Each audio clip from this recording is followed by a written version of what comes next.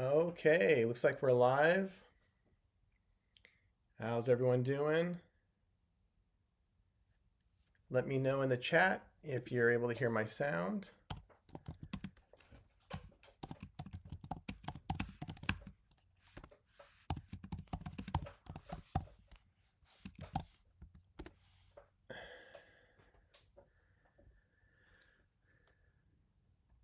All right.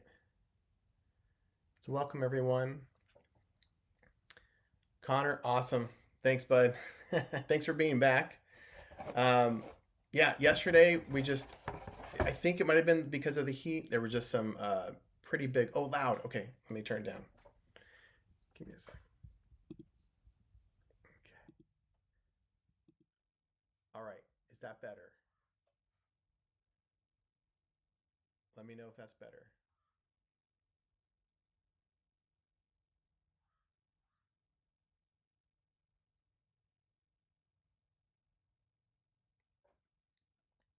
Oh, I think you were just restating loud. I got you. Okay. I'll bring it back up to where it was. Are we still good on the audio? I think we are. Okay. Yeah. So I apologize for yesterday. Uh, Internet problems, which rarely occur where I'm at, but excuse me. But yeah, they happened nonetheless, and the stream was just not. It was just not working. So I apologize for that. And I also was able to work out some kinks that I didn't quite have squared away. So I think today's going to move smoother than usual, which is great. We always want to get better. All right, so I am working on the TBD Devastator from this is the Hobbyboss kit. I believe Great Wall Hobby has one as well, but I was looking at some reviews of this kit and felt like this was going to fit what I wanted to do with it better than the Great Wall Hobby kit. As you can see, it's a very colorful aircraft. This is literally the reason I picked the kit up. It was the box art. Um, I admit box art can be very compelling, though I will of course do research and make sure that the kit is, isn't too difficult to put together. But yeah, the red and the blue and the yellow wings. I mean, it's going to be gorgeous. I can't wait. So yeah, diving in on this one. Here it is here, in fact. Okay. As you can see, I've got the fuselage halves together. I did want to talk about some of the things that I did to it up to this point, and then would like to work. I think I'm going to work next on the wings. I think that's kind of where we're at. Um, when I was started putting the interior parts together, I was pleased with what I saw in the detail. I felt like a lot of things were depicted well. The foot pedals, however, were photo etch. So they give you this little bit of, just a little card worth of photo etch, which I'm not a huge fan of photo etch anyway. And this, I feel like, great, that's fine. But the pedals, because they're photo etch, they would be, two-dimensional. And so I decided, based on pictures that I saw, I decided to put a bit of plastic tubing on top of the PE, um, and so I think they look better now. There's a few other things I've done too, which you'll certainly see in my video at some point. But one of the major things that I did, and you can kind of see fairly easily, I think, even though the cockpit is pretty tight, there's not a lot of room to see the things that I did, unfortunately. But one of the things that has made quite a bit of difference is in the radio operator slash gun operators station in the back here. You can see I've inserted a table with radios and other equipment around, and this is how Hobby Boss decided to depict it, with just basically a bulkhead and just the faces of the equipment. But what I did was scratch built the table out as far as it showed in my pictures, and then scratch built a radio and other equipment down there. So I think it looks much better. There would have been a lot of space where this bulkhead in position, and it would have been unrealistic. This area should be fairly crowded. So that was one of the major things that I did, that I changed on this. The seat belts are photo etch as well. I don't usually like to use photo etch seat belts, but these had a lot of detail on them, and I was able to anneal the brass by putting each piece in flame and I guess effectively melting and making the metal weaker so that you're more able to work with it. And so I got what I think is a fairly lifelike look out of these photo etch seatbelts. So they're all painted up, just a little bit weathered. I do need to add a little bit of silver on the ends, but otherwise I'm pretty happy with how they turned out. Let's see, there's a few other things I added to it as well. On the side walls, there are some, let me see if I can get nice and close here. There are some details, kind of point out to you, that I added. There's these little, there's little crankshafts essentially on the side. So those are circular pieces. So I punched out a circular piece out of evergreen cardstock, and then there's 6 little holes in here. So I used a pencil to mark each of those 6 spots, keep them equidistant, of course, and then just basically drop the X-Acto knife and start to twist on each one of those, and that's how I made those.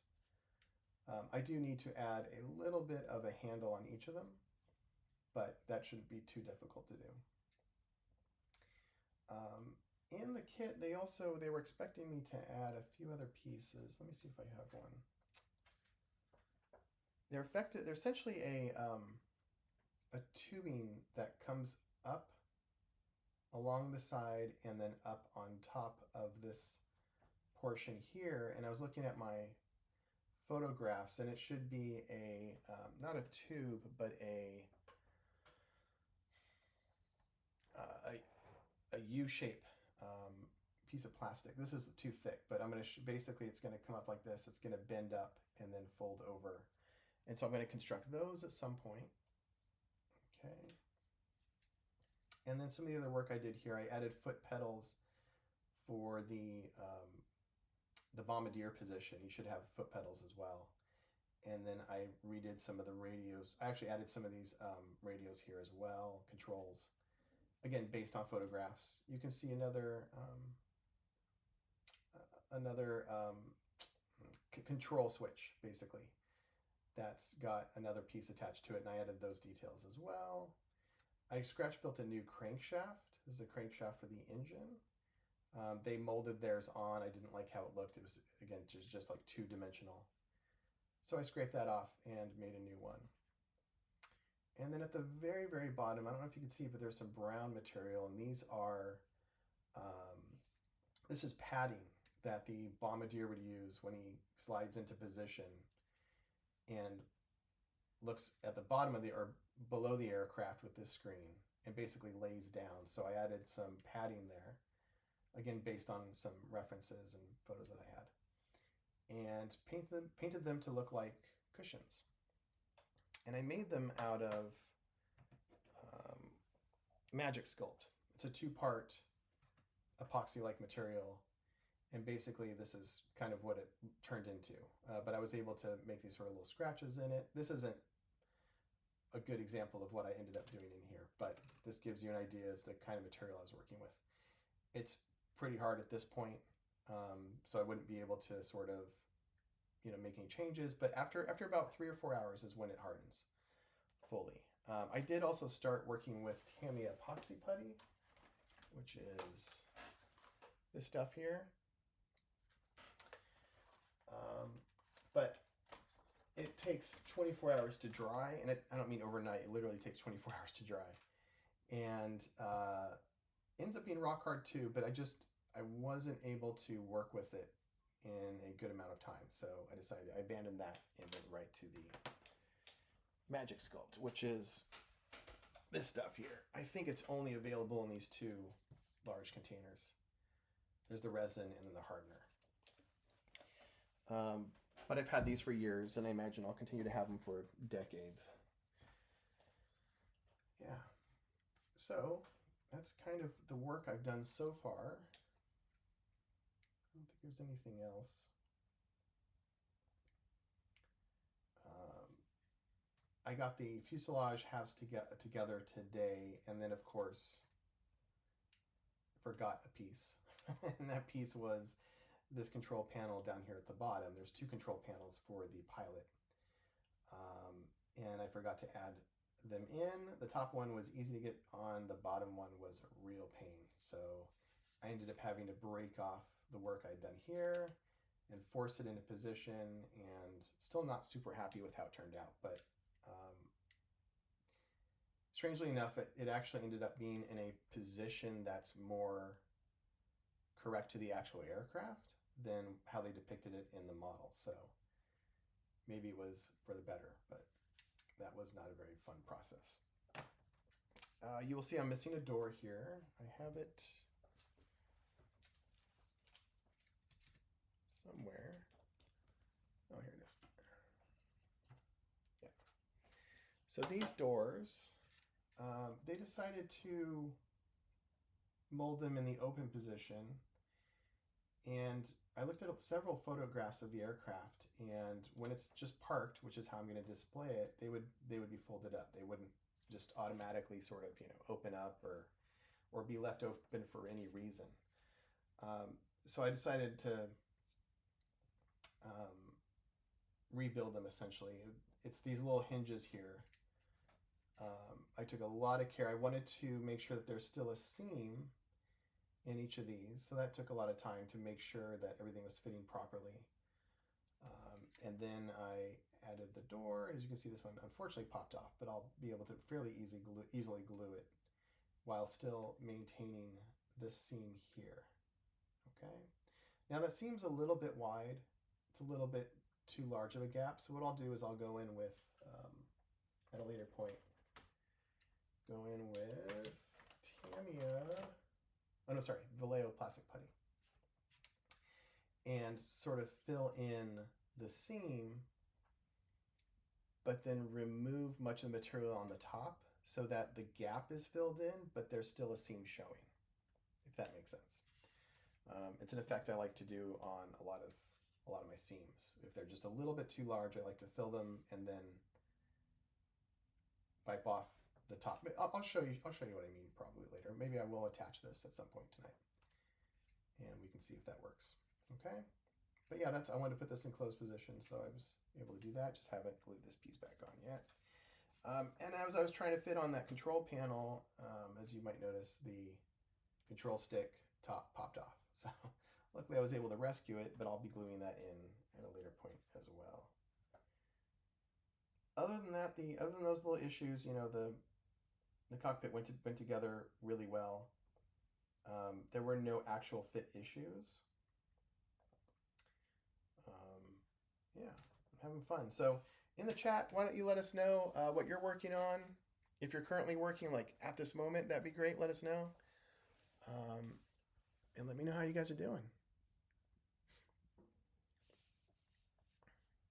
Thanks, Connor.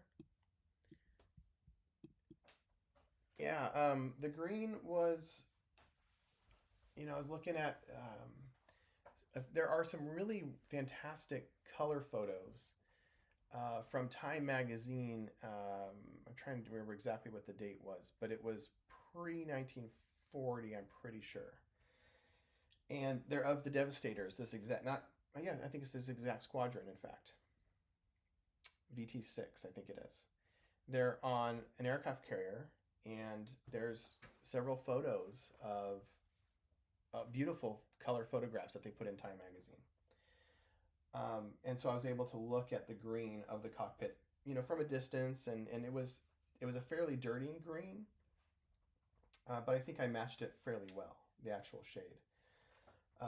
I have the mixture here. I used 2 parts of yellow, Tamiya yellow, 1 part of XF26 deep green, and 1 part XF2 white.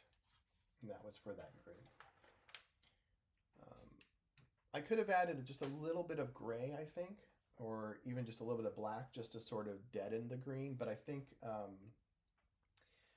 with the weathering that I did, the washes that I added, and I think I could also further add some weathering once the vehicle is all together before I get the cockpit on or the canopy on.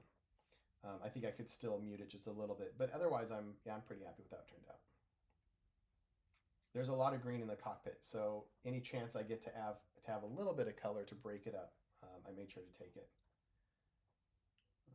Yeah, having fun. So yeah, let me know what you're working on.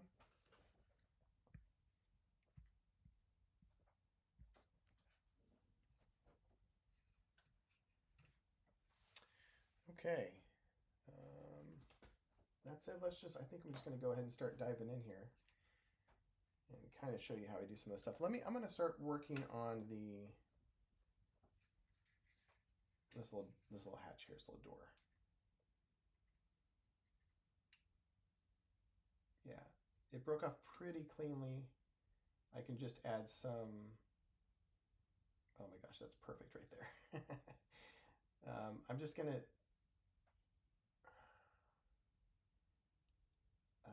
I think, so they were attached initially with Zap-A-Gap, so if I tried to use Tamiya extra thin, I don't think it would work. So I'm going to, again, continue with the Zap-A-Gap, the CA, and then get it in position, and then probably try to use a little bit of Zap-A-Gap, or excuse me, Tamiya extra thin at the seam or at some other point, because I'm going to need more strength than just what's here at these hinges. Yeah, it's going to attach nicely though. The only problem with using Tamiya extra thin is what it does is effectively melts the pieces together. So if I do that at a seam, it could fill the seam up, and I don't really want to do that. So there's another place where I could secure the door, and that's right at this lip here.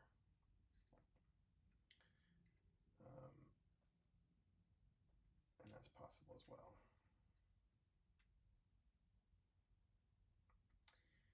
When the door's in place, to my eye, it's not too bad. There's a little bit thicker on here on this side than over here. So what I want to do is just very slightly open up the seam just a little bit near the front and the center of the piece. Not a lot.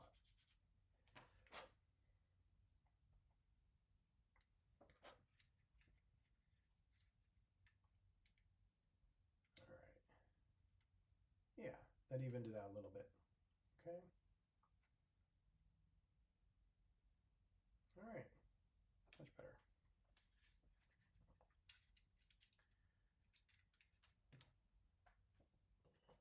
I do want to share with you something I'm really excited about. Since I like to scratch build and keep my scratch building skills up, I've been searching for a way to sort of not just store the evergreen plastic or the plastic, but have a way where I can easily access it. So I decided to get these things on Amazon, these boxes. And these have been working out really good. I have a set of two so far. And as you can see, there's these slots here. And they don't come with these plastic tubes, so I had to buy these and saw them off to get to these sizes. But basically, as you can see, I can see what I need and just simply pull it out, clip a piece off, and get to work. This has worked out really well for me. These are sort of the flat pieces. These are sort of various shapes, and then I have one here that's tubing and another one that's square shape. And they're just sitting right here at the front of, or at the back of my desk, but within arm's reach, because again, I really enjoy scratch building, and it's something I always, when there's an aspect to model building, like airbrushing, for instance, I want to make sure that I have the station set up in such a way where it's super convenient for me to work with. And so it's the same thing here. With since I'm scratch building a lot, I want to make getting the plastic and all the pieces I need, have them at the ready.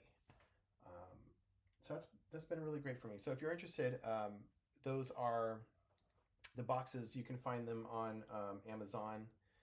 I have a link to them on my Amazon page, Modeling Maestro. So if you want to go to the description on my videos and click any of those links, it'll take you to that area, and then you can find the boxes in one of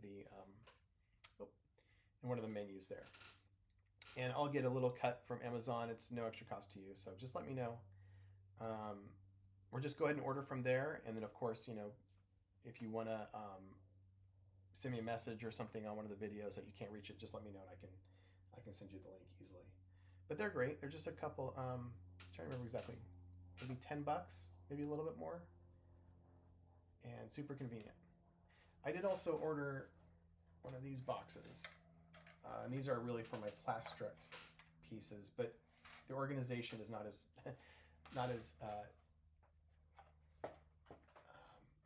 great as these white boxes are. In fact, now I'm dealing with pieces that are falling out. All right, so I do have to keep the plastruct separate from the evergreen. I realized at some point that, the plastruct is actually a slightly different material.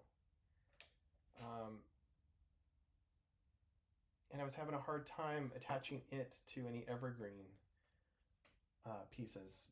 The plastruct essentially is what we call ABS, whereas the evergreen is styrene. So when I was in LA at Burbank House of Hobbies, I picked up some of the plastruct bonding, which does allow me to glue them together and glue the ABS plastruct pieces to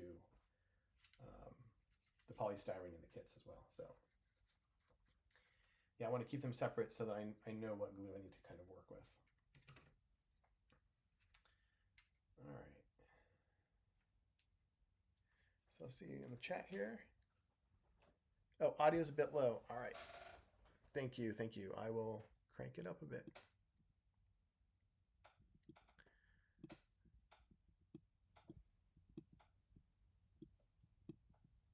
All right, let me know how that is. Give me a thumbs up or something. All right. All right, welcome Machiavelli and Flight Time 2249, welcome. Yeah. Yeah, this is a 9th or 10th live stream. It's been a while. I picked it back up when summer started. This is our 3rd one as of summer. But it's something I want to do more regularly. I think I'm going to stick with Saturday nights typically.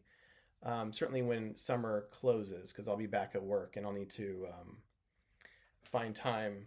And I think Saturday nights seem to work well for other people. By the way, I'm a teacher, so when I say go back to work, that's what I mean. We get summer breaks, obviously. Yeah, so I think Saturday nights will be pretty regular, but this, because I'm off, I can pick any day. So a little more, sure thing. Let's see what I can do here. All right, how does that work?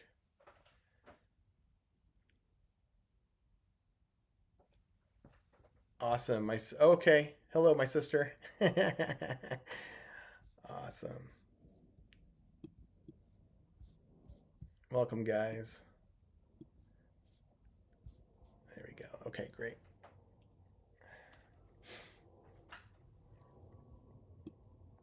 All right.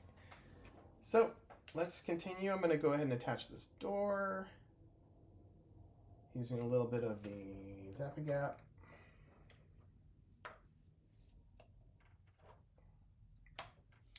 I really don't like to glue straight from or just apply the glue from the bottle. I'll transfer it with a toothpick. And I'm trying to get the glue just on the white styrene here. So let's see here.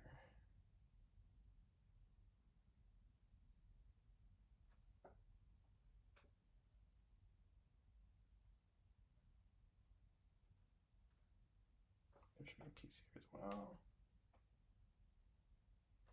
All right, let's see if that works. So now, go and attach.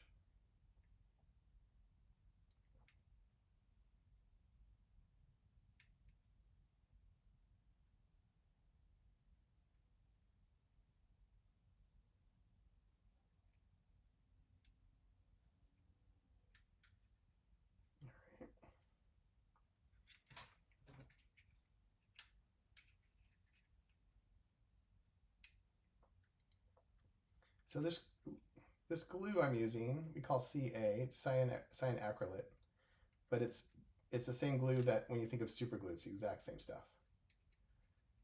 And it is, you know, super glue, you would think, oh, it's super, super strong, but it's actually not. It's strong if the pieces, if you have two pieces and you make them this way, if you have force going like this, they will break. And that's why this piece has been popping off. All right, so now I'm going to, but it is the best kind of glue for what I'm doing at this moment. All right, I'm having trouble with this lid. I can't identify which glue is what. So let me find another one.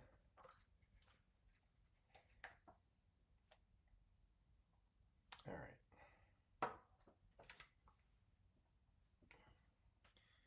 Now that I've got it on there, I'm going to add a little bit more along the edge, or excuse me, on the surface, and basically fill that seam from the hinge to the door. This also gives a little more strength as well. All right, I'm gonna let that sit and dry. Then I'll sand it down. And then we should, I'm gonna see if I'm about filling in some of the seam with the plastic putty by Vallejo. And then again, scraping some of it off so that seam remains, but it's filled from the back. Okay, it's looking pretty good though so far. All right. You will notice here, I filled the seam along the top and the bottom, and I will need to rescribe some of these lines and redo some of these rivets as well. That'll be at a later date. Trying to think what else. Oh, there's a nice big seam here at the top that I'm gonna have to figure out a way to fill as well. Okay, in fact, let me do this. Let me talk about my references. Really, the top two books available right now is the In Action book by Squadron. This is an older one. There's a newer one apparently that's even better, but this is the one I happen to have. There's a couple of shots of the interior. Okay. And as far as this aircraft is concerned, there are no actual, this aircraft did not make its way to the museum. I think there were, I'm trying to remember what the number was, 40 something aircraft, and not one of them was saved. Except there is one that is in the Pacific Ocean. And they've identified, they found it. And the Navy, and I think a commercial organization, they decided that they're going to bring the aircraft out of the ocean and restore it. I think that is pretty darn cool. But that means for us, at this moment, there are no aircraft in any museum by which we can get any photos. But we do have some of these early production photos. The vehicle is still in the aluminum dope color, not the new green color, not the green color that would have been painted in. Yeah, so in this book is great. I picked this one up recently, realizing that one In Action book was not going to be enough. David Doyle does great books. I'm always on his website buying probably too many books. But yeah, we have a great shot here of the cushions, that I mentioned that I scratch built, the radio compartment that I scratch built, and other parts. But what I want to take a look at particularly is the surface and see if there is any sort of seam. This seam would be much too large to leave anyway, but I just want to see if I can. My guess is it's perfectly flat, perfectly filled in. And a few more interior shots here in the center of the book. All right, so here it's fairly thin. Yeah, you can see how thick this is compared to the actual aircraft. All right, so I'm not going to be able to do anything about that at this point.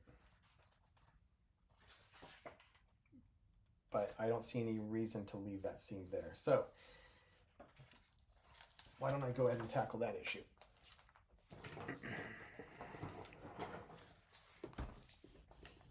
Since I didn't have good color shots of the actual aircraft, other than the Time magazine photos I mentioned earlier, I took out my Dauntless walk-around book and decided to look at the green color on there and try to match that as well. And looked at the color of the straps here, which are kind of a buff color, and sort of emulated the colors on this aircraft. So it's the next best thing, right? Another dive bomber aircraft from the exact same era. If I was going to have to pick colors, that would be a good way to go. So, all right, so I'm going to have to fill this,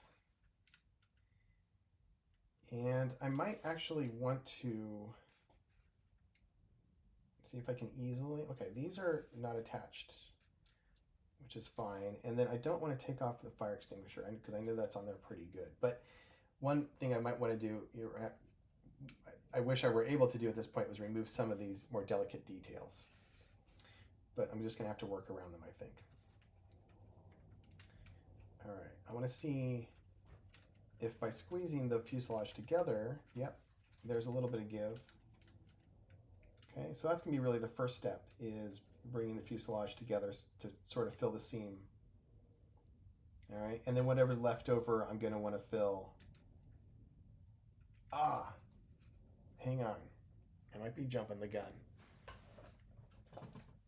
Let's take a look at the canopy that's going to go on top.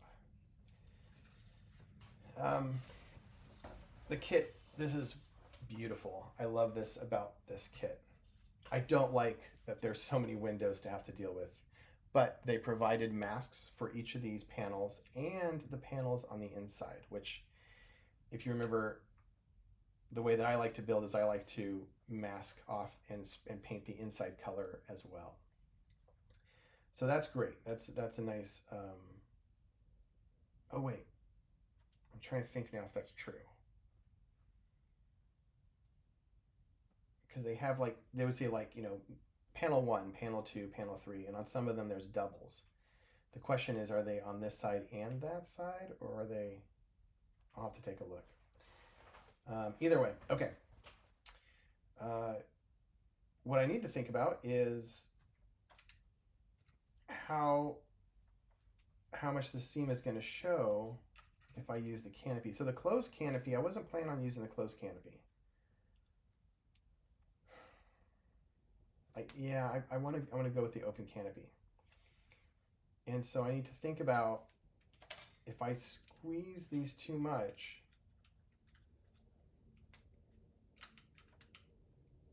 is it going to change the shape of the canopy? I don't think so. I think I need to put them right up against this piece in order for it to be the right width. And then, yeah. All right, so we're just going to do that. I'm going to use some glue to hold that together.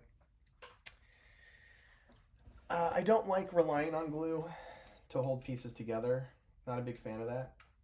I've done that before, and I will work on another part of the aircraft, you know, maybe putting the wings on, and then as I'm shifting things around, you hear a crack, and you realize that all that seam work you did, you know, snapped out because there was just not enough, there's too much force. So I'm really trying to like consider how I want to tackle this. I'm not applying a lot of pressure to get this seam closed up, but this is pretty nasty here. I really just don't want to have to sit there and use a lot of force. I would have to stick with CA. The Tamiya Extra Thin certainly would not hold that. The other thing I can do is close this up, but then apply either putty, or what I would prefer to do is add some plastic strips in there. And that would be a much better way to fill it up. And then from there I can add on CA or some putty. But at least the seam is filled in a little bit. I could also do this. Let's see, just add some piece now. All right.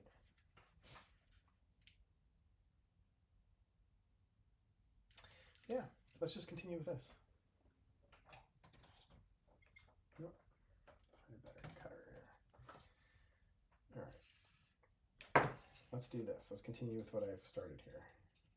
Try to push forward. All right, let me know what you guys are working on.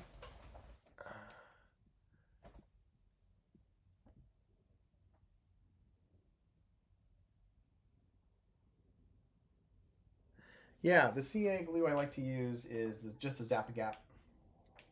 I have a medium, I have the thin, and recently picked up the Slow Zap. And as you can see, I've attached plastic to some of these because you know these will topple over, and you come in the next day and glue's toppled over and all the glue's poured out onto your model, and that's not a lot of fun. So yeah, this is just the standard Zap-A-Gap's just been the easiest. There are other kinds. There's other sizes, of course. I prefer the smallest, one of the smaller sizes. There are smaller than this even, but I found that if I use the medium size, the medium size is the 1 ounce,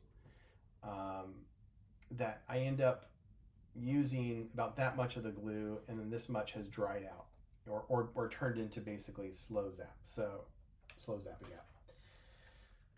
So I decided to start just getting a bunch of small ones, and you know, sorry about the camera hit there. I'll have just extras standing by when I need them. All right, so that's what I use. Oh, really quickly too, just let you know, I also use Accelerator. And there was a great, somebody asked how they deal with their accelerator on one of the Facebook channels. And I chimed in with what I do. You know, the Zap-A-Gap, the accelerator, or zip kicker it's called, will come in a spray bottle. And I've watched endless videos of people going, okay, I've glued it, now I'm going to add the accelerator, and they go, ksh, ksh, and they just load on all this accelerator onto their model. And I'm just like, what are you doing? There's a much easier way to do it. So I put it into this jar. Okay, it seals up nice, very strong. And I'll take a toothpick. I love my toothpicks. I have jars and jars of these just around all my workbenches. And I'll just bite one end. Okay, makes a little shovel, or you know, just some pieces here, and just soaks it right up. And I just drop that where I need. Boom. And it forces the Zap-A-Gap to harden in seconds, literally like 2-3 seconds. It's done, and seal it up. I'm done. Okay, and now I've got a little dedicated tool that I'll use throughout that modeling session, and just always go in and I'm not wasting it. I've got literally an not industrial size, but a large size of it, and I've used that much of this large container over the past 8-9 years. And this, you know, this stuff's pricey, right? You don't want to just waste it all by shooting it and spraying it onto the model. And yeah, so this is the best, what I find is the best way to do it. All right, rant over. Okay, so let's go ahead and keep going here. I'm going to see if I can bring this a little more forward.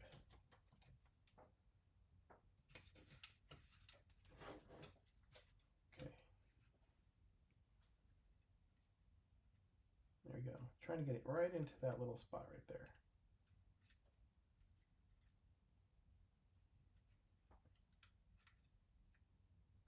Yeah, it's not going anymore. Okay, we'll leave it like that. Now I'm going to bring it down into the slot and then clip the end off here. Okay, and then let's use some curved tweezers here.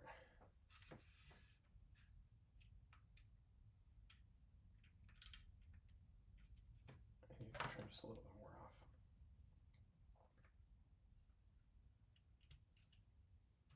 off. I'm working on the final video for the FA Crusader. I don't think it's going to be ready this weekend, but I think certainly next weekend. And then I'll be starting to work on the editing of the videos for the F-16, which I recently finished. By the way, my sister is here in the chat, and when she was younger, might still be, but when she was younger, her favorite aircraft, she told me, was the F-16, so really excited to share that. All right, this is going to only fit so far. So I think,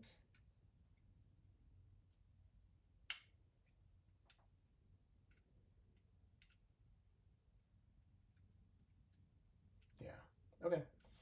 So I'm gonna cut it right about here, right about where it stops.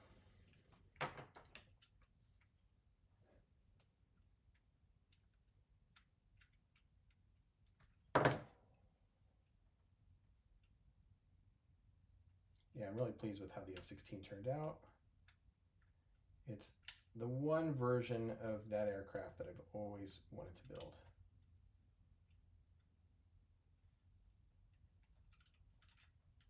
Okay. This is going to be a little finicky, so we'll just get as much as I can, and then we'll seal it up. I'm going to use Zap-A-Gap for this. Sorry, not Zap. I'm going to use Actimia Extra Thin here.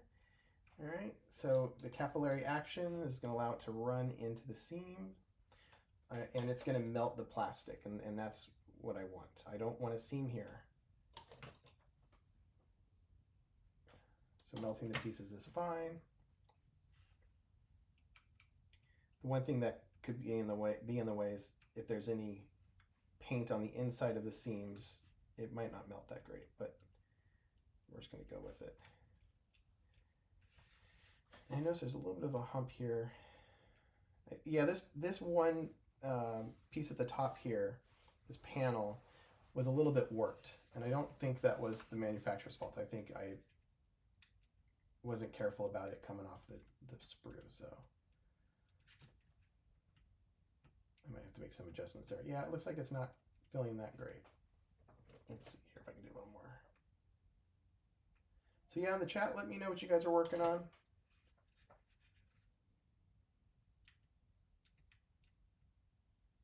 Connor, you were working on that Russian vehicle, right?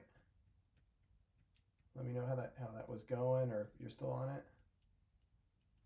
Had a pretty unique camouflage.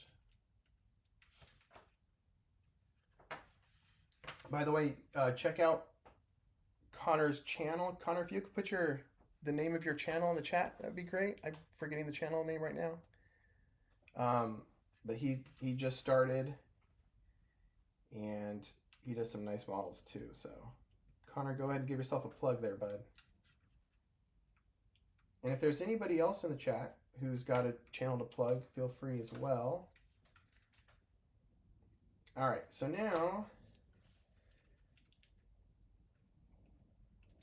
the question is, how do I trim off the top of that? Okay, I've got a couple of ways to do this. I like to use scalpels for delicate cutting.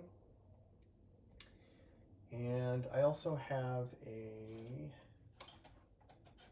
cutter. As you can see, it straight up and down like this. So that would be much easier than sort of trying to force this guy into a position, okay? So I'm gonna try this first and see if it works, and then if I need to get more work done, I can go to the Scalpel. Oh. Okay, these are not as sharp as I need them to be, apparently. What happened there? Alright, I'll have to sharpen those at some point. Let's go to the scalpel. Alright. I'm going to move the scalpel towards me, and as you can see, it's cutting right away.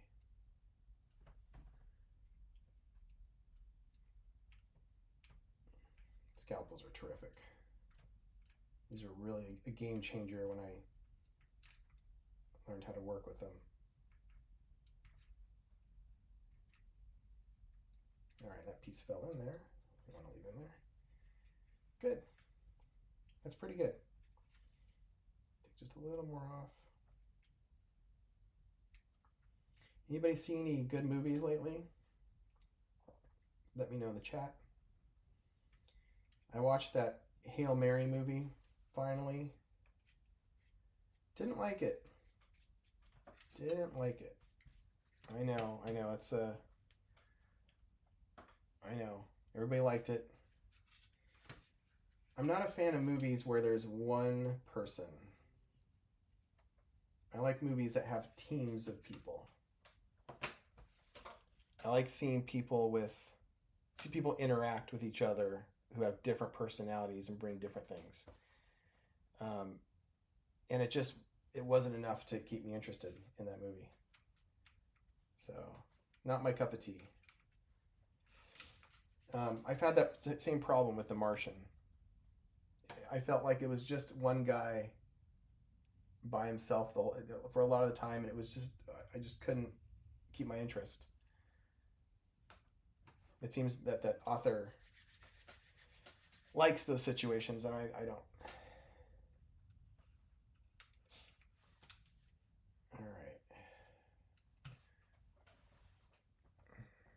All right, yeah, the native models. Connor the native models. Fantastic. Great.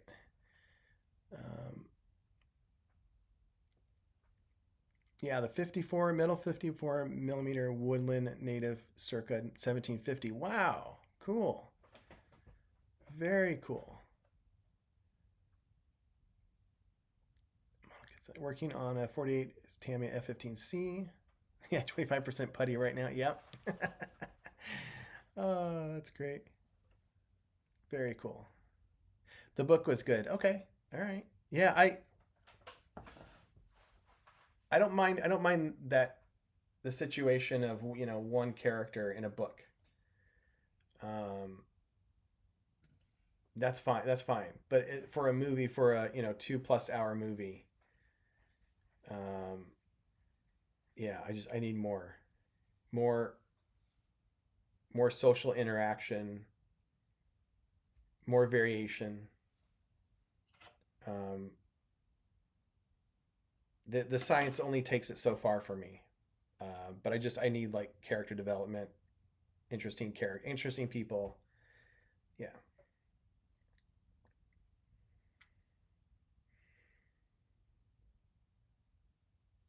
All right. Very cool. There's a lot to fix on that native, huh? Cool. Um, is it a lot of like seam work, or um, the way like the arms are positioned, or what are some of the issues of the figure?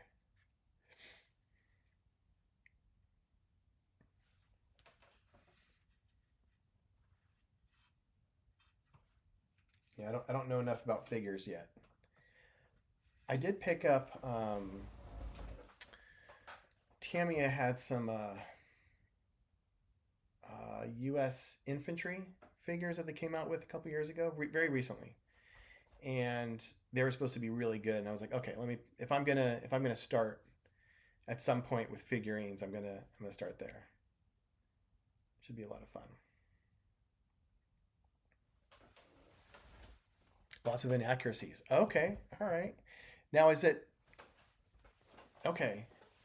Because you're an expert with the outfits, right? Is that what you're talking about? So it's like inaccuracies with the outfit, and you have to maybe remove some material or um, add some material. Is that how you're going to deal with that?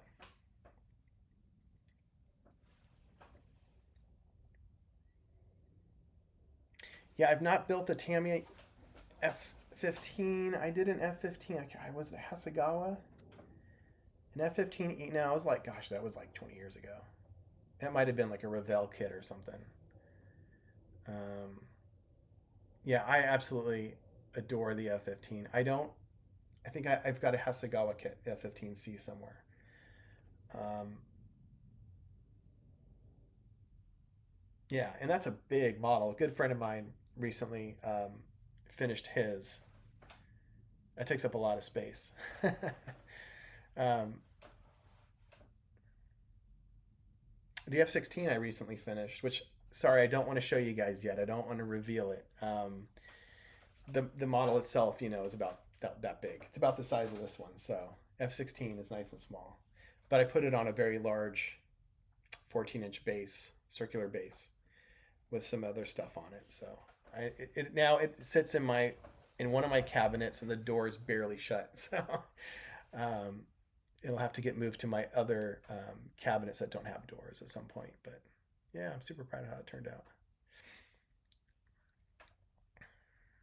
Okay, so that's how you would deal with it, Connor. Gotcha. Just went to Fort Niagara event for the 4th, so it's fresh in my mind. Yeah, okay. Yeah, very cool. That is very cool. All right. And I wonder, Connor, on your channel, do you ever share any of the events that you go to and talk about the costumes you guys wear? He does. If you guys don't know, Connor does reenactments, and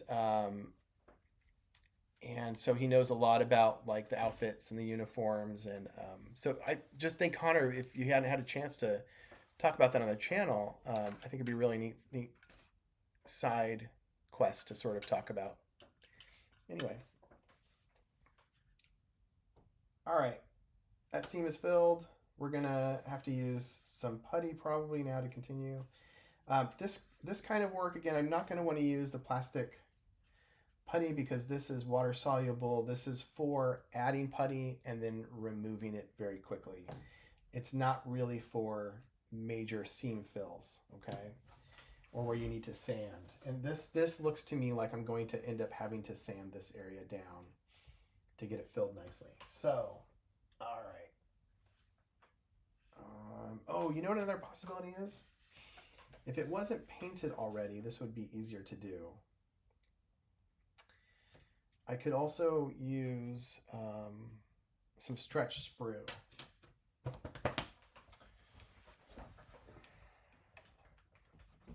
All right. I wonder if we should just do the stretch sprue stuff. What do you guys think?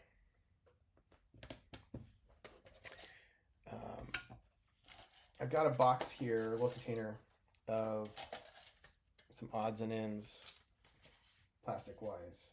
Oh, I should put that. Okay. And I've got some stretch sprue here ready to go.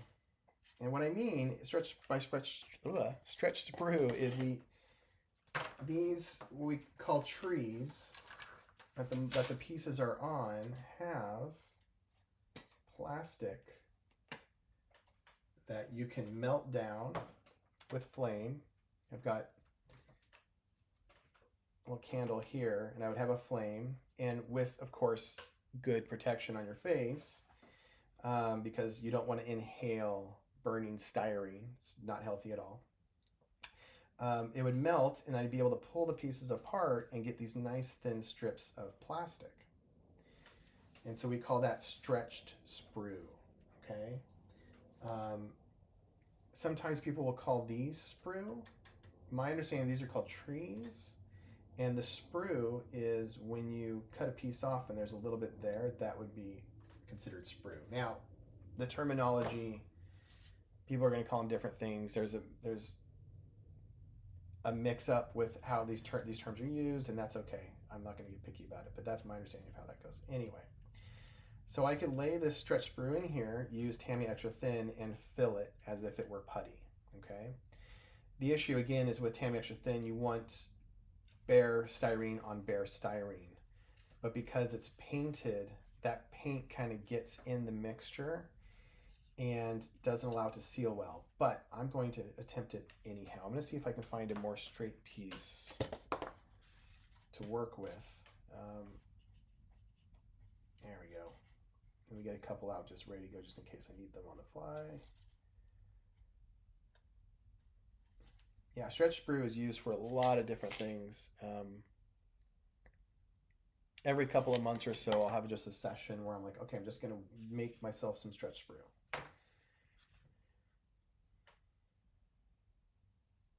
All right, so as you can see, right, it fits in there real nicely.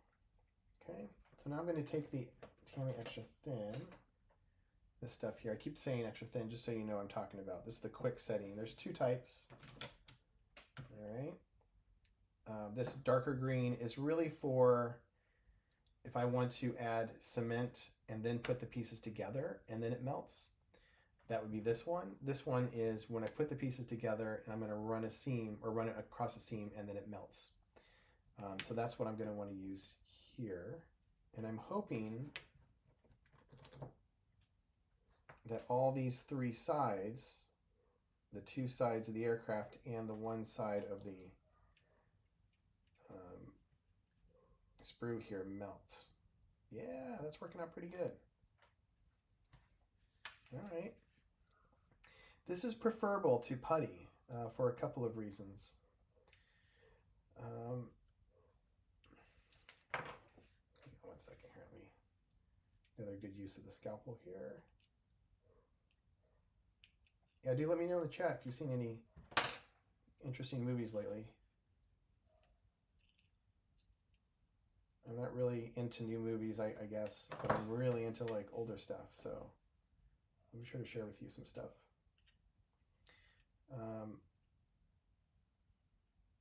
All right, what was I talking about? Oh yeah, preferable to putty. So putty can be very messy and it kind of gets everywhere, and that's kind of the nature of it, right? You're sort of just plastering it on. And some of it needs to get in the seam and some of it needs to be on the outside of the seam. So it takes up more real estate than what you need a lot of times. So a lot of extra details can be obscured and messed with.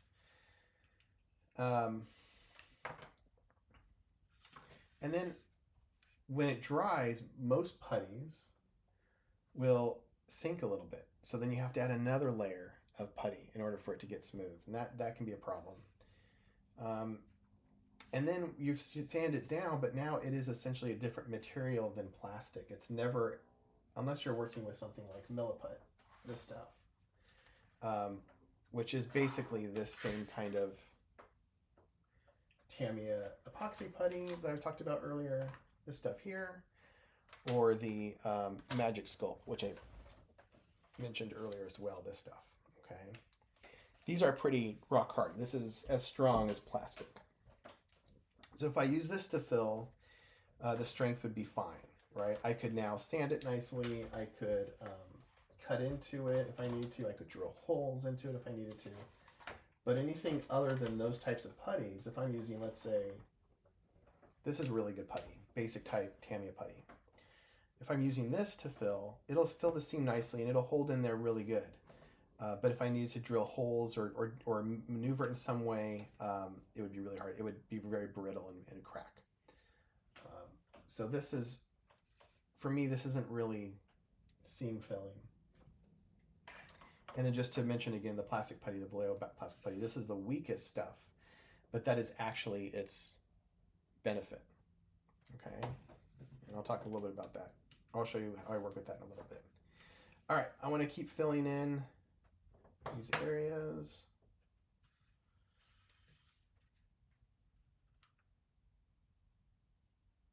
I think that'll work. All right.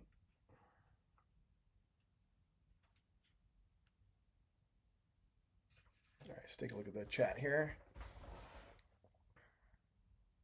Great, Connor. Yeah, put up some pics and video. That'd be great. Doug Smith, welcome. Yeah, you use stretch sprue to rig your planes and ships. Absolutely. Flight Time says, I remember using stretch sprue to add missing detail to the back most corner of the F-16's cockpit. Yes, absolutely. There's at the back of the F-16, there's a whole bunch of details there. not only is there that bar for the canopy proper, but there's another component that that bar is attached to. There's like this V shape hinge back there, and then that's attached to its own equipment. And then there's one of the neat things I like to do with the F-16. I've built 3 F-16s, 2 48 scale and 1 32nd scale. And every single time I tackle one, I'm like, I'm going to do this. There's from the back canopy of the aircraft, there's this railing that goes all the way along. Let me see if I can make a shape. It goes all from the back canopy all the way along the sides of the canopy, or excuse me, of the top of the cockpit. It goes from the canopy to the top of the cockpit, and there's this really great like rail effect.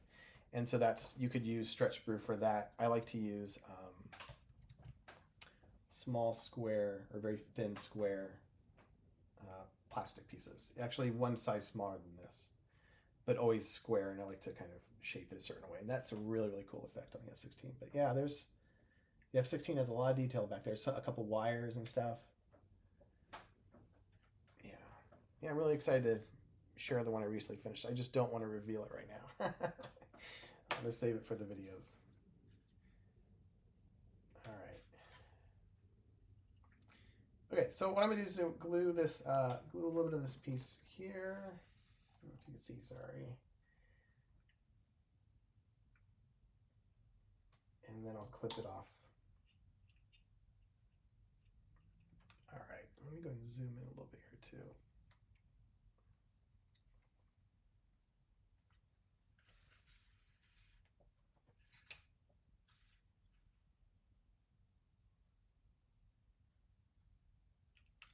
So I may need to get a new phone here at some point. This phone that I'm using at the top camera here started shaking. Shaking's occurring on the screen. And it's not from being mounted on anything. I mounted on different things or just set it down, and it's still just doing like a vibration. So I was looking into it, and I think that as they get older, this is an iPhone 8. This is very outdated. As they get older, the stabilization in them starts to go. So let me know if you start seeing that on the screen, because it started doing that.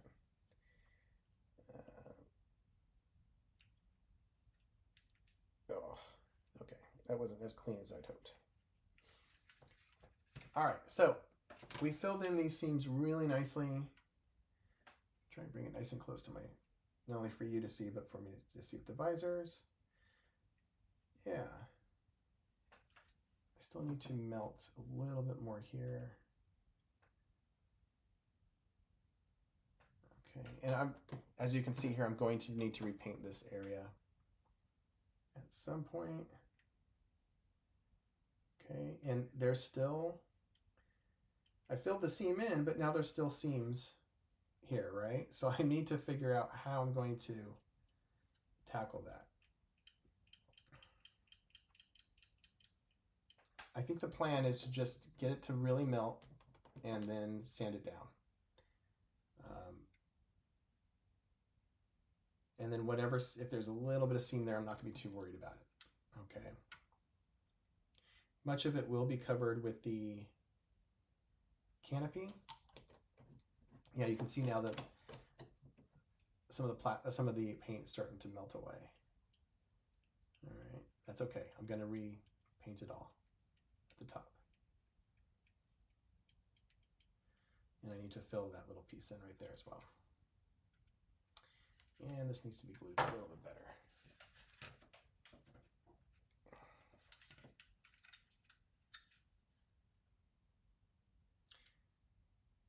Let me bring that. This is a photo etch piece right here. So I need to use CA to glue it back down.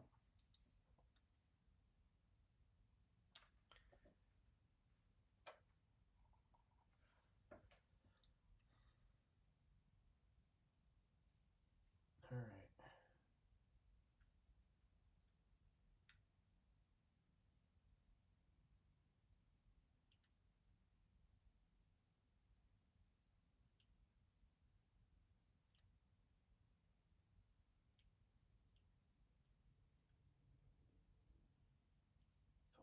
good. Okay.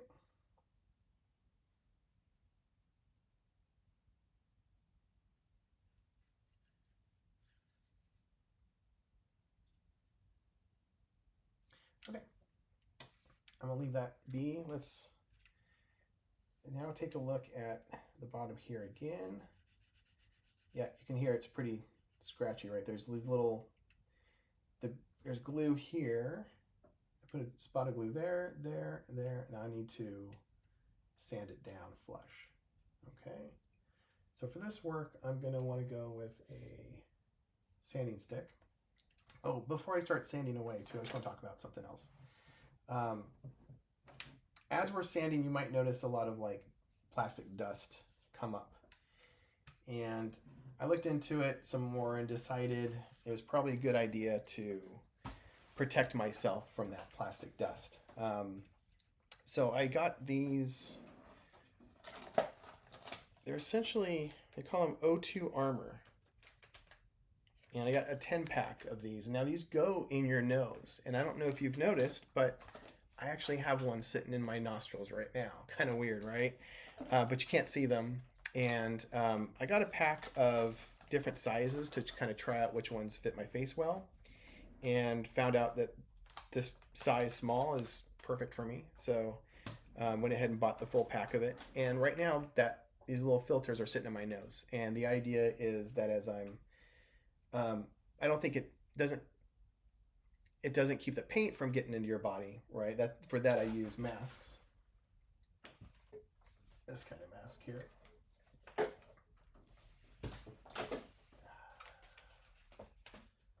Right.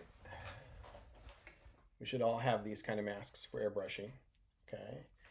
And then of course my airbrush station is behind me on the other side of the room here. And I'm working with a paint booth, and it's filtered out through a tube which goes out to the window over here. So, you know, thinking about protecting ourselves, I recommend getting these. I think these will do a fairly decent job of keeping out some of the dust particles. I don't know if they're keeping out all of the particles, because when you look at the fibers, some of them are a little far apart. But I figured it was better than nothing at this point. And I might look around and see if there's even more high quality ones. But I can breathe fine. I can speak fine. I noticed they're in, but they're not there's no like discomfort. In fact, there are times where I completely forget that they're in, and I'll leave the house and walk around, and nobody can really tell if they're in because there's a little strap here, but it is see-through, so it's hard to tell that it's there. All right, so just a side note, if you're finding that you'd want to be cautious about your health with these plastic pieces, would be a good idea would be a good recommendation to get those. So, all right, getting back to it, I want to sand these pieces down. Okay, and I'm not gonna. There are some rivets here. I'm not going to worry about them too much. I'm just going to go for it.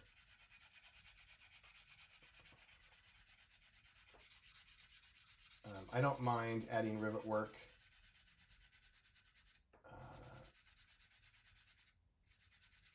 Later, and also, I don't know. Sometimes I don't think I care all that much when it comes to the bottom of the aircraft, but yeah. All right.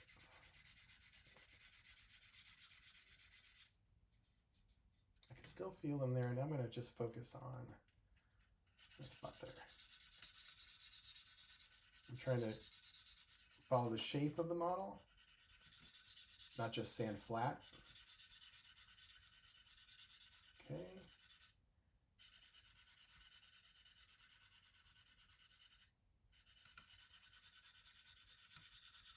Anybody out there have kids who are starting to show an interest in building models, or do build models, or have built models before? Let me know.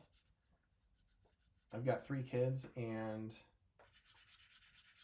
2 of them build models occasionally, and the 3-year-old is like, I want to build models. So that's been fun. Yeah.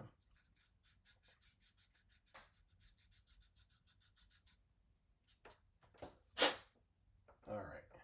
I can't seem to find my favorite tool of all, which is actually a little scrub brush that I use to take the dust and stuff out from the seams. Oh, there it is. Yes. This is one of my favorite, absolutely one of my favorite tools. It's very simple. It was, you get these from just little cleaning sets. I think it came with like a coffee filter set or something like that. And these pieces end up breaking off, and I just put them into this pin vise, and they work great. Yeah, this is how I like to remove the dust. All right, that feels better. At a later date, I'll go down and start, and, apply a little bit of paint and make sure that they're nice and flush. But I'm happy with it so far. Okay, and then what I was going to do is consider adding a little bit of the Tamiya or the Vallejo Perfect putty, and kind of block off some of the. I guess what I'm trying to say is that the seam is present, but it's too aggressive, I guess is what I'm trying to say. So what I want to do is use some of that putty to fill it in. And let's see about doing that now. All right, Vallejo plastic putty. And I'm just going to squirt it. Yep, this one's a little stuck. Let me see, I've got 2 bottles of this stuff. And I should know that the one that's got less in it is the one that's going to be more open. Okay, there we go. So I'm going to start and just drag it across. Okay, I'm going to start there. And I've got Q-tips sitting here at the ready. Okay. And what I'm going to do is I'm going to lick it. Okay, just dampen a little bit. And I'm going to push the putty into the seam a little bit. This putty's water soluble. That's why I'm licking it. Okay. And now I'm gonna lick the other side. I'm not licking the same one. This stuff, you don't want the stuff in your mouth. And I'm gonna pull in the direction that the seam is going for now. Okay. Now it's starting to lift it, which is okay. So I have a better kind of way of dealing with this. In fact, I'm going to kind of scrape some more of it out. I got a little jar here of water, and I'm going to use some of that water to sort of thin out the putty. All right, I don't think this is going to work. Okay, so let's do this. I want to kick it out of there and try again. I think what I want to do is actually thin the putty before I put it in. 90% of the time this would have worked perfectly, but this seam is a little bit more, I don't know. All right. Get a bunch of it there.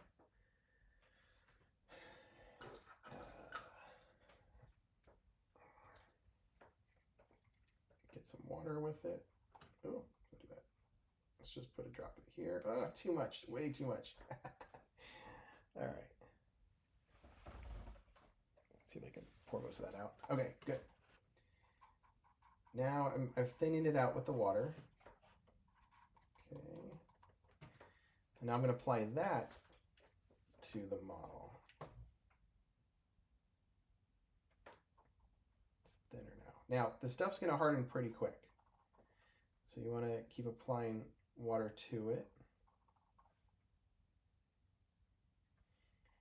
And while I'm here, I'm going to go ahead and continue on the seam as well.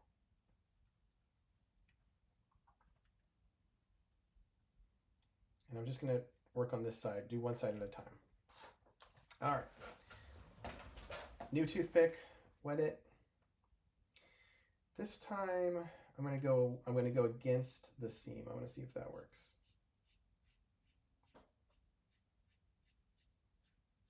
It's coming out, isn't it? All right, some of that stayed. And the reason it stayed is because there's a little bit of a lip on the underside of the seam. All right, so some of that came out, quite a bit of it came out. Let's try that again. I swear normally this stuff is one and done, but today I need to work with it a little bit more. I might have thinned it too much. That's okay. Again, it'll harden pretty quickly.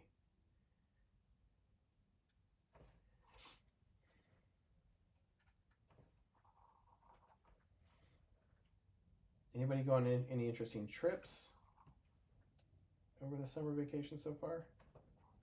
Anybody planning on going on other trips?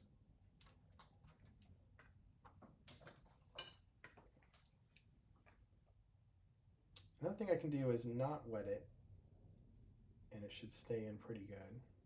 Okay, I did a better job. I'm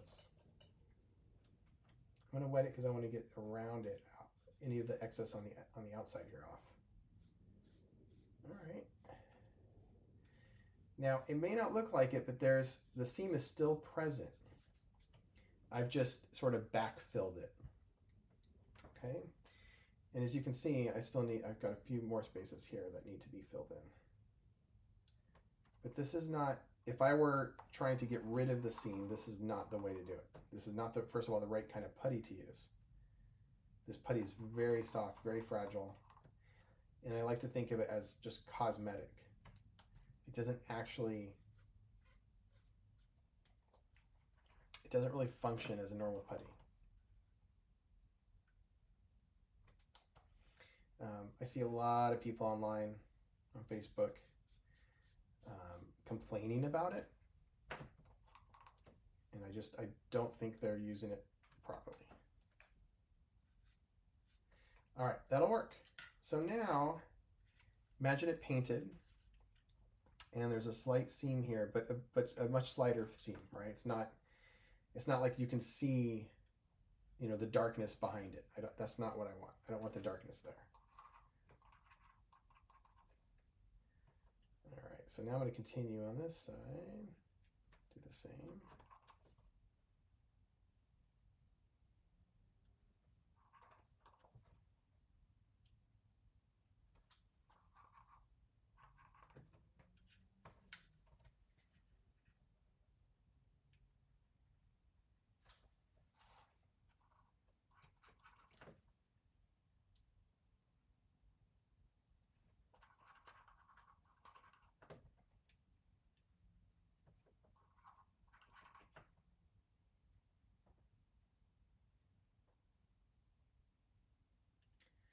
Great. Just getting a whole new Q-tip. I'm not sure which I've licked and whatnot. All right, so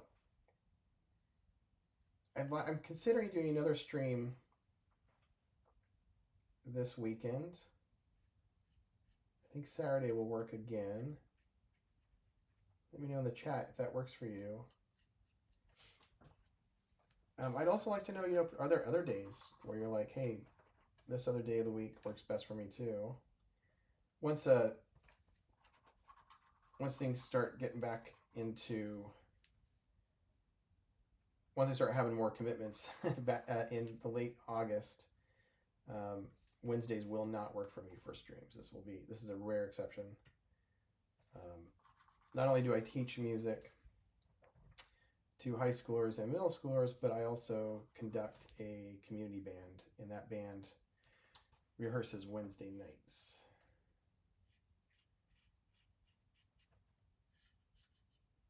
All right.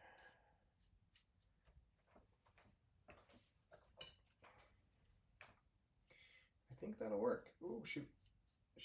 I got a little too zealous there.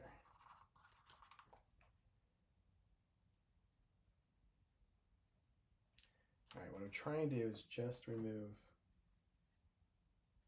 the excess. Okay, good, that'll work. Don't touch it. All right, now again, don't expect to sand the stuff. Okay, this putty is cosmetic. All right, I've used up 7, 8 Q-tips, a couple of toothpicks. Worth it. Okay. let's see here. Doug Smith, I build every day. An IPMS member. Great. Same here, bud. Belong to the Albuquerque Scale Maulers Club, IPMS Region 10, New Mexico. I build at least 2-3 kits per month. Fantastic. Intermediate level, I'll attempt to build anything. Awesome. Yeah, I'm a member of the IPMS here in Silicon Valley, Santa Clara. Try to remember Silicon Valley Scale Modelers.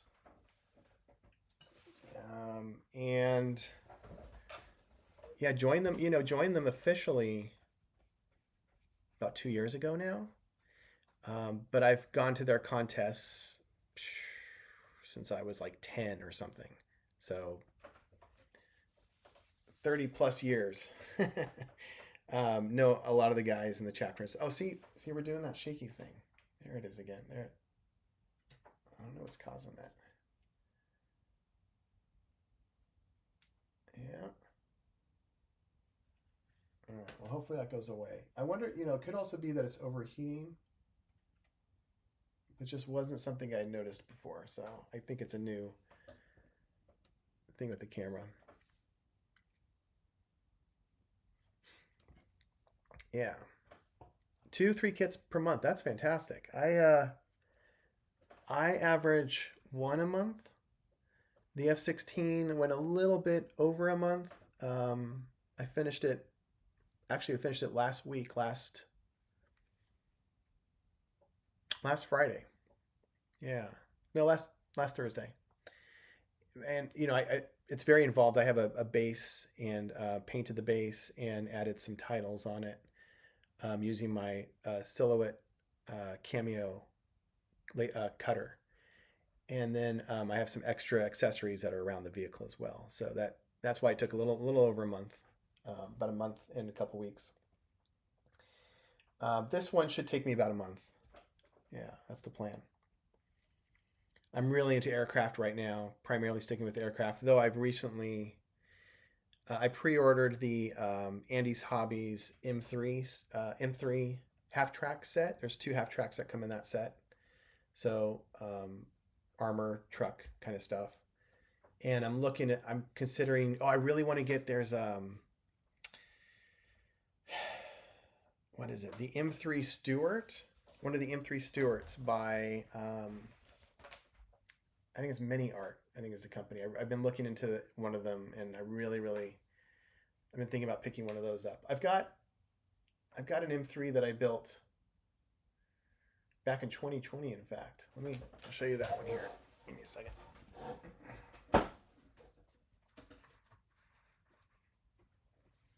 Got that, and I've got the M8 sitting here as well. So these are here's the M3 Stewart. Oh man, this is dusty. I guess it adds to the weathering. Let's put it under here. The lighting's terrible over there. Here she is. Yeah, a lot of dust on it. This is the AFV Club model. This was COVID hit March 2020. I don't have to tell you that. Everybody here knows about that. And my school was like, okay, we're going to be closed indefinitely, as far as going to school. We Zoomed our classes just like everybody else. But for a couple of weeks there, it was like, okay, well, what do I do? And I finished a Dragon half-track, M3 half-track that I had started years before. And I was like, okay, I finished that. That was fun. So the next couple of weeks, I was like itching to build a Humvee, the M1025 by Tamiya. So I built that. And then right after, I was like, okay, let's do an M3. And then it just went I went crazy from there. Every 3 weeks, I was building a new armor kit. And above me, you can't see, but I've got about, let's do the math, about 28 armor kits up here on these shelves that I did from like 2020, 2021, and I think right at the beginning of 2022. So yeah, this was a lot of fun. I think I did quite a bit on it, in fact. I'm trying to remember exactly. It's been a while. Typically on the light guards here, I would scratch build the light guards, but I think the AFV Club ones were thin enough, and I thinned them out a little bit more, but I think they were good enough, so I didn't do a whole lot there. This bag was scratch built, or I made it with putty. And then these other bags and boxes. The box was not scratch built. The can was not scratch built, but all the tarps and stuff were. And anything else scratch built on it? I found a mask of the star and then painted that on. And then these decals are star decals, that the company Star Decals. It was my first try with them. They were actually a little thicker than I had hoped. So I spent a lot of time kind of working them down, but there's still a little bit of ridge on them. But yeah, it wasn't bad. It's not my favorite armor kit, or not my favorite armor build. But I really love the M3s, and I loved it so much that I got the Tamiya M8, also very dusty. And this one I went to town on. I absolutely had a lot of fun with this one. Put sandbags, made some sandbags out of this Magic Sculpt stuff. The same product here. Also made this tarp, laid over the gun. And then there's a lot of details in here that were scratch built. Let me see if I can kind of point some of them out. This line going here, the spring was scratch built. There's a couple of the gears here. I carved out gears, which is a lot of fun, getting the teeth to be the right number and the right shape. I put a little machine gun in there in the back. Some of these other boxes were scratch built. And I can't remember exactly what else. And then, yeah, I think it was mostly in the interior. The grab handles are pieces of wire that I bent. And again, I thought that the light guards were just fine on this kit. Yeah, that was a lot of fun. I will absolutely build another one of these. I adore that kit.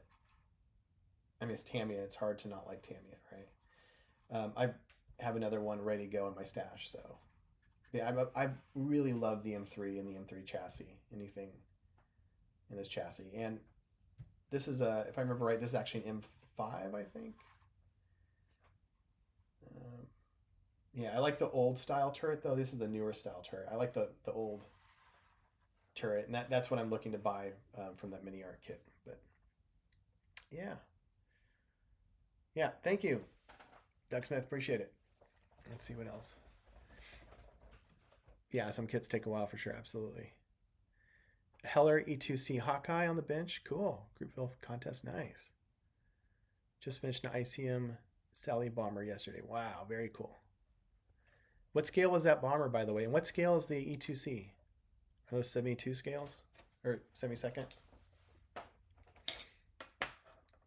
Very cool. Yeah.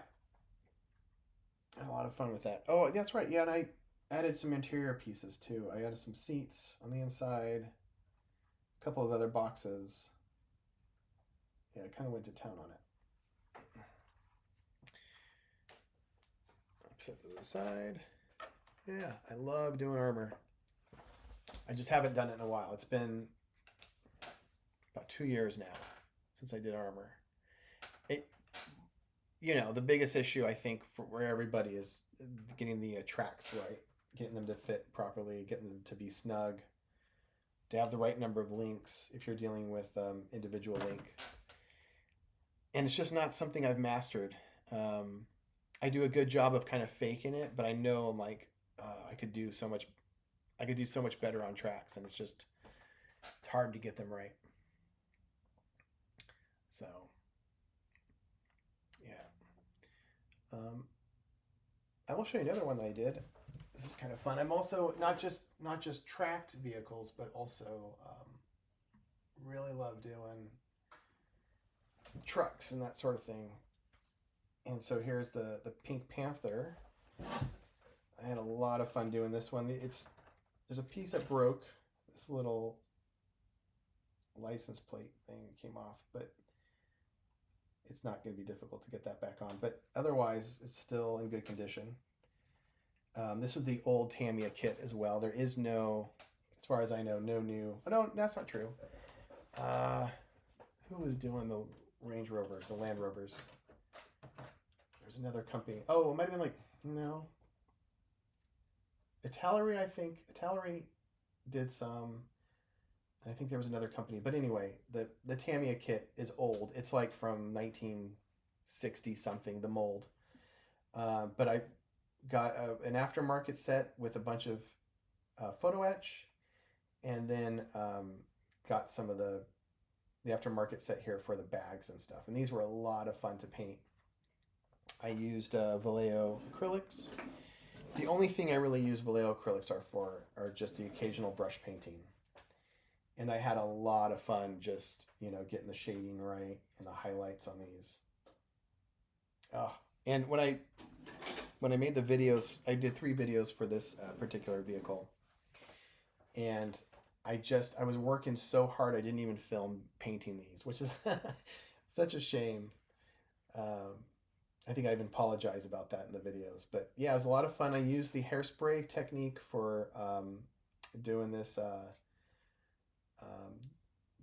scraping effect that you can see all over the vehicle.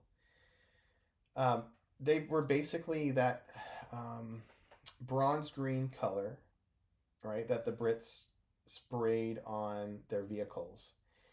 And that was nice and hard. And then when these went into service in North Africa, I believe Libya in particular, they sprayed them pink. They sprayed them pink at the field as well. This desert pink color they found camouflaged the vehicle from a distance better in the desert than any other color. So they just sprayed on this pink color, and they sprayed it over the seats. They sprayed it haphazardly on the tires, on the wheels, not caring if it got on the tires, so I emulated that as well. And then, of course, they would sit on these seats, and the paint would scrape off. They put their foot here, paint would scrape off. They sit in the back, paint would scrape off. So I tried to, go for realism here. I did scratch build quite a bit of it as well. Let's see.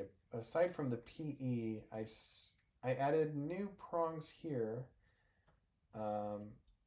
I scratch built these posts. There's some posts here. This box. I can't remember what these boxes carry. They carried something. I just can't remember what they were. I scratch built the side view mirrors here. This wire I added to this PE piece. The seats themselves, did I scratch? I think I did. No, those might have been stock. There's a few other things around here that I can't remember exactly. I scratch built the tubes. I had to rebuild those. These little rocket grenade launchers on the back here. A few other things here and there, but anyway, yeah, it was a lot of fun to do. And being an old kit, it was actually surprisingly well detailed. I would build it again, absolutely. Yeah, this wheel's having issues. Oh, the wheels are aftermarket. I can't remember the name of the company right now. Oh, DEF model, I think it was DEF model. Yeah, that wheel's popping off. Yeah, this needs to go to the repair shop and get a couple things fixed on it, and then go right back out. Super, super fun build. Yep. Okay. So yeah, that's some of the armor stuff I do. Trucks. Tanks. All right, how we doing? Yeah, the LRDG vehicles are great. Absolutely. I've got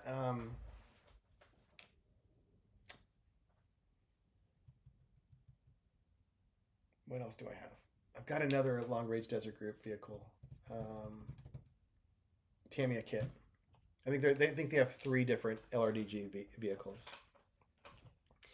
It would be really cool though if they came out with a new updated mold of this one, the Pink Panther. But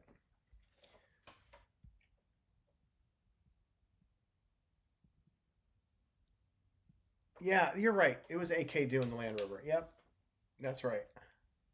Yeah, I think I don't know if you guys know who Night Shift is. Very popular model builder online. I think he did the AK Land Rover. Yeah, good stuff. All right. Let's see here. Anything else I want to tackle? This stuff is dry now, so I think I can just go ahead and start sanding it down. And I would tackle that again with the sanding stick. I'm going to go for something just a little bit harsher than this gray sanding stick. I love working with sanding sticks, by the way.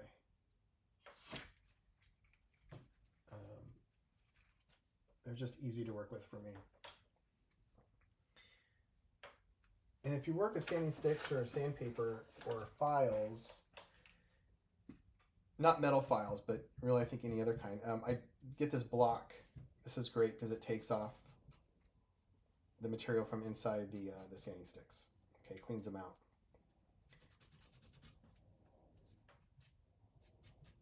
Yeah, this has been fantastic. I got a set of 2 of those, and this one block I've used for years now. So, good investment.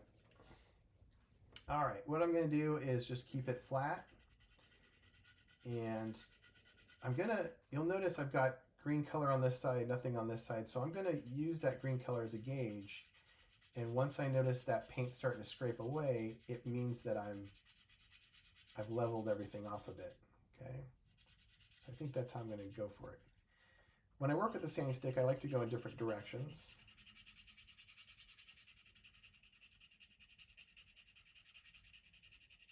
All right. I'm trying to be real careful not to take off any other detail or knock into other parts.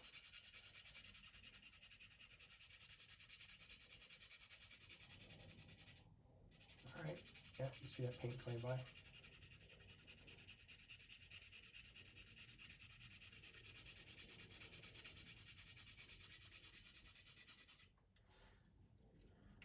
Now, I'm thinking ahead too. I'm thinking ahead to when I have to place the canopy, the clear canopy on top. You know, I want to not scrape off so much material that that canopy doesn't fit. So just thinking about that as I'm doing this here. Not trying to take off too much. Okay.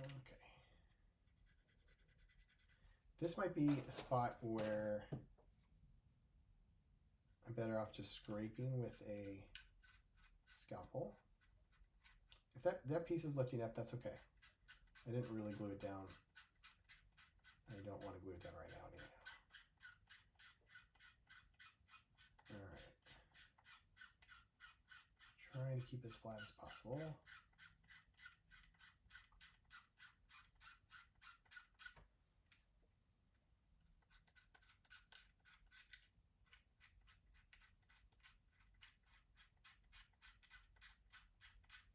we go.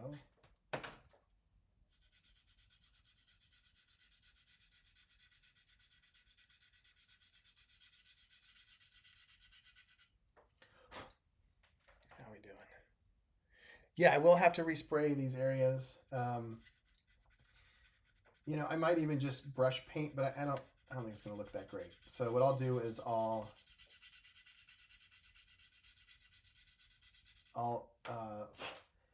mask off some of the details. In fact, just kind of show you how I would do it. I'll take the Tamiya tape, which I recently restocked with the F16. I'll tell you, I was doing a red, white, and blue scheme, and so it required a lot of Tamiya tape. And so as I was getting ready to build this kit, I said, let me stock up on Tamiya tape. So I'll do something like this.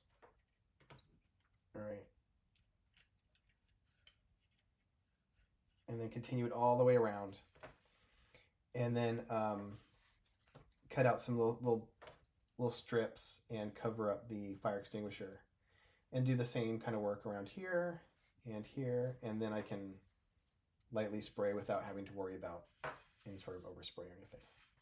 That's how I tackle that. Oh, bummer. That was bound to happen. Seat lifted right out. All right, not a problem. I will fix that later.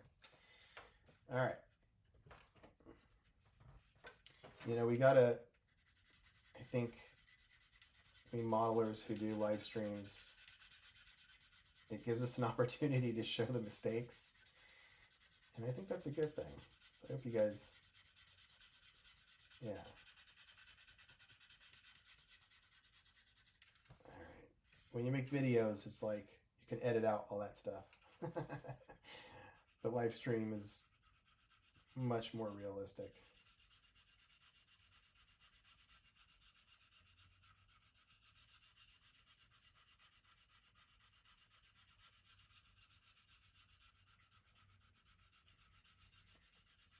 What I'll do tomorrow is come back to this, take another look, and see if there's anything else I need to fill.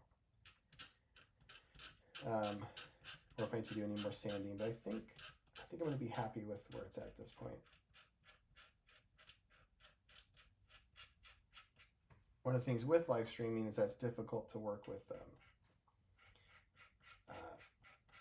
the Optivisor that I have on my head and be able to build at the same time. When I build models, I've got it down in the viewing position at least half of the time, just because we're working on such small scales, you know. But it's really hard to use with this camera here. That's all right. Take a look tomorrow, see what happens.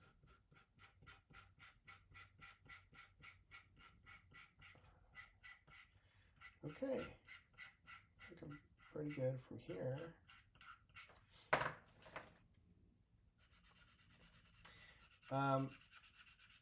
Since I mix my own paints, I use these same jars to keep the colors in. And as I showed at the beginning of the video, I've got my ratio here of the mixture of colors here for the green. So 2 parts yellow, 1 part of the deep green XF26 of Tamiya, and the 1 part the white. And I keep that handy, you know, for moments like this, right, where I may have to repaint. So I've got a jar sitting back there with my airbrush of the green. Oh no, it's up here. There you go, yeah. I've got a jar of it here. Let's open it up a little bit, show you what I mean. I've got a little stainless steel ball in there to help mix it around, okay? But that's the color. And I've got enough to paint, to redo some of this work. If there's other things that pop up, maybe since the seat came off and I place it back in there, there's a little bit of glue I need to touch up. There's enough paint in there for that. And then the interior of the canopy, once that's on there, will also need the same color. This is enough of it. But were I to run out, you know, I could easily mix it all again and have more. So this is how I like to do my colors. I'm a big fan of mixing paints. I'm not a big fan of stock colors or relying on manufacturers to be accurate. And I actually don't think accuracy is something we, I don't know, like we're all about accuracy with these models, right? But I think when it comes to the colors, I think there's a lot more artistry that goes into it and a lot less accuracy. And I think there's a lot more variation in color than we give credit to. I built the AFV Club M107. You might know that vehicle.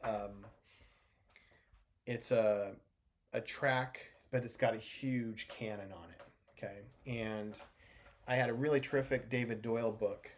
It's over in my little library area somewhere. And this book has 3 photos of the exact same M107 parked, and the guy took pictures of it. But he took pictures of it from different angles. And the green looks completely different in these 3 images. It's really kind of remarkable. If you were to go back in my videos and look at my M107 videos, at some point I'm talking about the painting, and I'm actually showing you the photos from that book. And all he did was he stood from this side to that side, and stark difference between that one green color showed up as different shades. And I think it just goes to show that our pursuit of accurate colors is kind of, it's just kind of silly, you know. Right here, in fact, on this chair next to me, let me go ahead and bring it over here.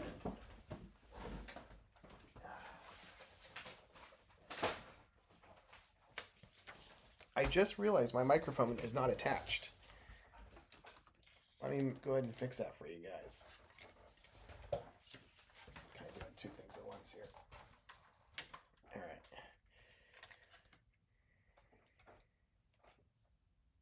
All right, is that better?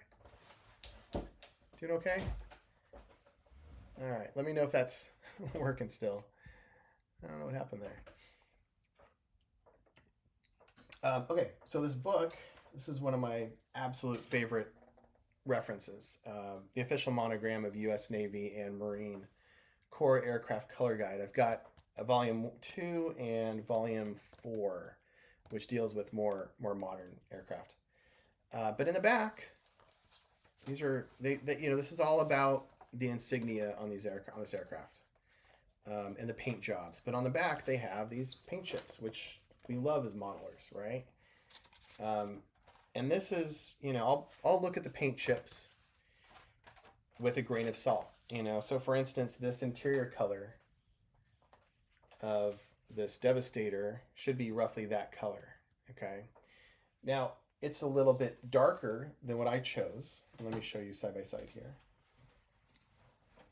See if it shows up in the camera. There we go. This one right here, okay? You can see it's quite a bit darker, okay? And what I was looking at were admittedly colorized photos, okay? And based on those photos, it looked to me like it should be a lighter green. Now, who do I trust, right? Do I trust the photo of the aircraft taken from a camera from the 1930s and colorized by somebody, maybe, it would have been colorized at that time because it was used as color photographs in Time magazine, right? Or do I trust the paint chips here? Now, these paint chips are also reproductions of something, right? So it's like at some point, we have to take all of these references with a grain of salt. You could say, well, I can walk over to a museum or look at museum photos of these aircraft in the museum, but those have been also restored. Some people take pictures of the colors before they restore them and say, here's the original green. But that's the green as it may look in the 2000s, many years since it was 1940, and that color may have also, degraded over time, right? And so I'm not a big fan of relying on manufacturers for the accurate color. I go by my eye. I will look at many. I've got the Pink Panther sitting right here. This is almost like perfect, right? The Pink Panther is a perfect example of how I tackle color. I found about 4 or 5 different sources of colors to reference this pink, this particular shade of pink, including museum pieces, restored vehicles that guys owned in their collections, private collections, and photographs from the period. And I said, okay, I think the number was 8 or 9 references. And I looked at all of them and I said, which of these pinks do I like, right? I'm not saying the majority of them are this one color, but which one do I like? Will it make me happy to look at when it's on my shelf? And that's how I picked this pink. This was one of or 2 of those 9 different colors that I saw represented. And I said, this is the one that appeals to me the most. And that's what I went with. And I think that so many of us worry so much about you know, getting the color correct without necessarily caring about our own aesthetic. And I like to consider my own aesthetic when I'm picking the color. So that forces me to have to mix my own colors. Somebody online, they were like, "Oh, you could have just bought this number of this paint, and it would have given you the desert pink." And I said, "Well, that's not what I." Yes, the manufacturer says that that's what the desert pink is, but that's not what's going to make me happy with my model, you know. So that's my philosophy when it comes to color.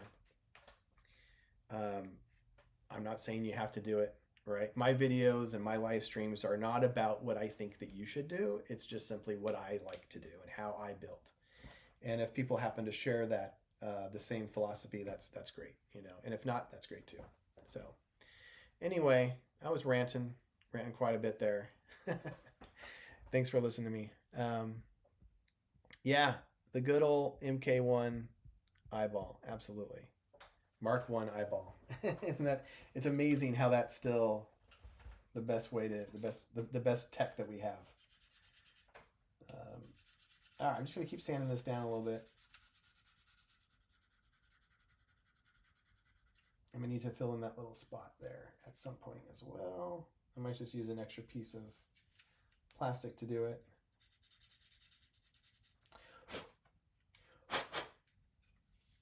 All right, next thing on this guy will be the wings, which is a crucial step on aircraft, of course. Getting them to be level. And then if I have to deal with any seam work between the fuselage and the wings are going to be the next issue I'll have to tackle. But I'll use the same techniques. If I don't want a seam there, you know, how do I fill it? Do I fill it with plastic strips? Right? Do I use putty? What glue am I going to use? Am I going to use cement, or am I going to use Zap-A-Gap? You know, if I just want to fill the seam in a little bit, I'll use the Vallejo Perfect putty, and I'll have to go from there. I imagine they're going to fit pretty good, but because I've had to, no, I think.